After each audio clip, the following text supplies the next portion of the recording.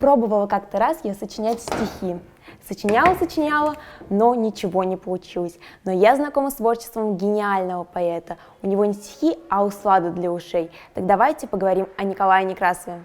Гора новостей на выставке к 200-летию поэта, критика, драматурга, редактора и издателя Николая Алексеевича Некрасова. Выставка проходит в здании мемориального дома-музея имени Аксакова. Мы посетили открытие выставки и решили узнать у моих сверстников, что они знают про жизнь Некрасова, чем прекрасно его творчество. Настя, ты филолог, значит, разбираешься в творчестве Некрасова. Расскажи, чем он прекрасен? Сейчас на вечер я читала любовную лирику, панаевский цикл. Я выбрала стихотворение «Мы с тобой бестолковые люди». Вот что касается любовной лирики, проблемы, которые он описывает в произведениях, очень близки современным читателям.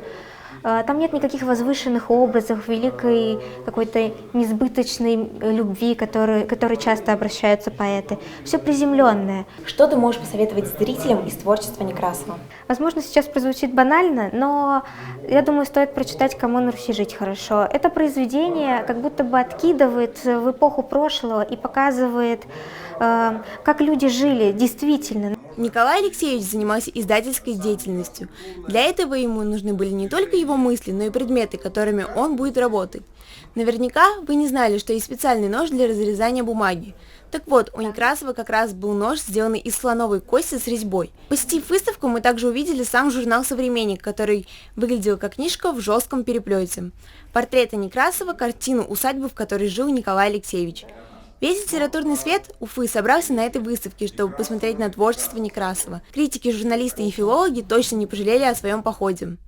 Расскажи, почему молодежь должна ходить на такие выставки? Посещение музеев – это прежде всего расширение кругозора. Посещение таких выставок, которые рассказывают нам о жизни, о деятельности великих писателей и поэтов. Я считаю, что для молодежи это полезно вдвойне, так как это наши корни. Литература – это что-то глубоко душевное, глубоко личное.